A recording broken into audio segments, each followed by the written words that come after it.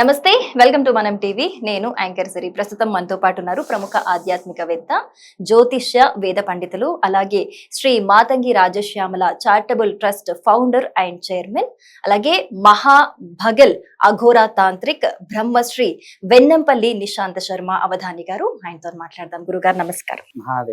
గురుగారు, కొంతమందికి రాహుకేతుల దోషాలు, అలాగే ఎక్కువగా వినిపించేది నాగదోషం, కాలసర్ప దోషం. అంతకుమించి అసలు ఒకరికి నిజంగా కాలసర్ప దోషం ఉంది అంటే ఎదురయ్యే ఇబ్బందులు కావచ్చు, ఆటంకులు కావచ్చు వస్తూ ఉంటాయి. అలా ఆటంకాలు, ఇబ్బందులు వచ్చినప్పుడు ఏదో సమస్య ఉంది అని చెప్పి జాతకం చూయించుకోవడం వల్ల తెలుస్తుంది కదా. అసలు ఈ దోషాల వలన ఎలాంటి ఇబ్బందులు ఎదురవుతూ ఉంటాయి? అసలు వీళ్ళు ఏం చేయాలంటారు దోష నివారణ కోసం? సర్పదోషాల్లో 4 రకాలు ఉన్నాయి.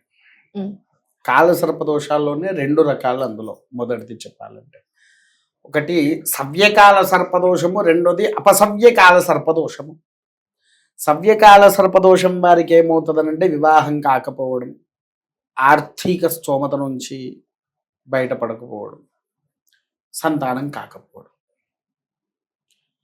అపసవ్యంగా ఉండే వారికి అనారోగ్య సమస్యలు, నరాల బలహీనత, నరాలు చచ్చుబడిపోవడము, మెదడు పని చెయ్యకపోవడం, ఒక్కొక్కసారి లేని అనారోగ్యాలన్నీ వస్తూ నానా ఇబ్బందులు కూడా పడేటువంటి యొక్క స్థితి ఈ అపసవ్యకాల సర్పదోషంలో ఉంటుంది. కాబట్టి ఈ అపసవ్యకాల సర్పదోషము అంటే వాళ్ళ జన్మ కుండలి పట్టి ఏదైనా ఉంటుంది తల్లి.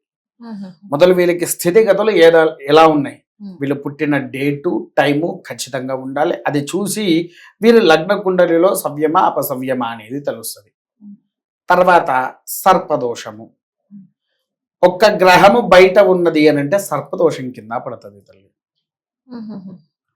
ఒక్క గ్రహము 2 గ్రహాలు బయట ఉన్నాయంటే బట్టి సర్పదోషం. ఈ సర్పదోషము ఎక్కువగా సంతానం మీద ప్రభావం చూపిస్తూ ఉంటుంది ఒకటి.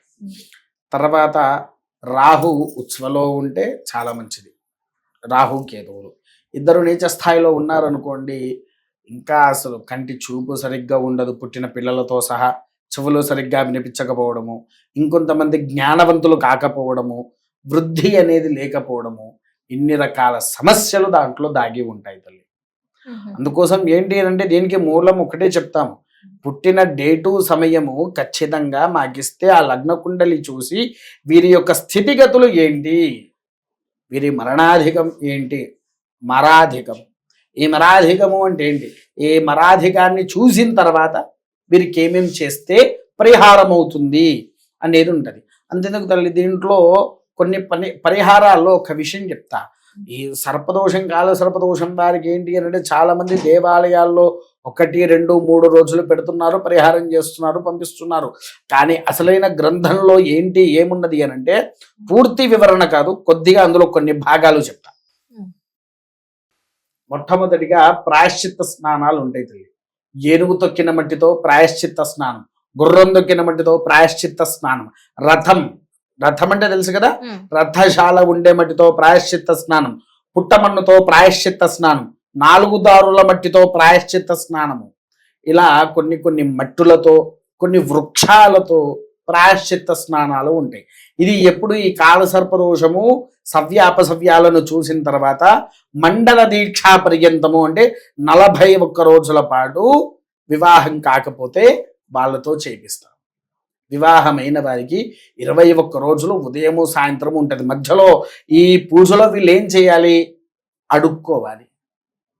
ఒకరోజు అడుక్కొని వచ్చిన పదార్థాలు ఏవైతే ఉంటాయో ఆ పదార్థాలతో వంట వండుకొని అన్నముతో ఆ కేసరి బాత్ చేసి, కేసరి స్వీట్ అన్నం ఉంటది కదా, కేసరి రంగులో చేసేది, ఆ అన్నముతో స్వామి వారికి అన్న పూజ చేశాకనే వీరు భోజనం చేయాలి.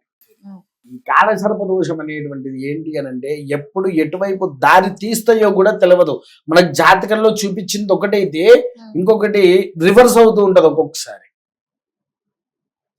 ఇప్పుడు జాతకంలో ఒకవేళ ఈ చెయ్యి ఇట్లా మలకపడాలి అని ఉంది తల్లి, అక్కడ ఏంటంటే చెయ్యి కాదు, డైరెక్ట్ కాలే మలకపడుతుంది. అలా రివర్స్ అవుతూ ఉంటది. అంటే మనం చేసేటువంటి పాప కర్మలు కూడా ఈ కాలసర్పదోషం లాక్కొని నీకు కొద్దిగా అయ్యేదాన్ని ఇంకొంచెం పెద్దగా చేస్తుంది.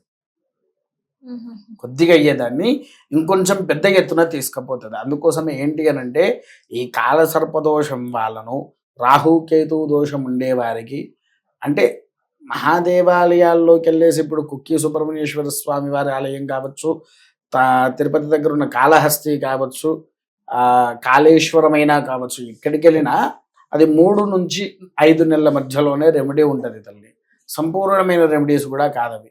కాకపోతే ఏంటి అంటే మొదలు పరిపూర్ణ రెమెడీ ఆచరించిన తర్వాతనే మనం ఏది చేసుకున్నా మనకు అత్యంత ఉన్నతమైన శక్తివంతమైనటువంటి ఫలితము మనకు దక్కుతుంది తల్లి. అంటే ఇప్పుడు మీరు చెప్పిన విధంగా చేస్తే శాశ్వత పరిష్కారం అవుతుంది గురు. ఇది శాశ్వత పరిష్కారం తల్లి. ఈ గ్రంథం కూడా బయటికి రాలేదు. ఒక 8 మంది దగ్గరనే ఉంది ప్రస్తుతానికి ఈ గ్రంథం. అందరి దగ్గర కూడా లేదు. ఇది శాశ్వతంగా చేసుకుంటే గనక నాకు తెలిసి ఇప్పటి వరకు ఎవరు చెప్పలేదు గురుగారు. ధన్యవాదాలు గురుగారు. మహాదేవ.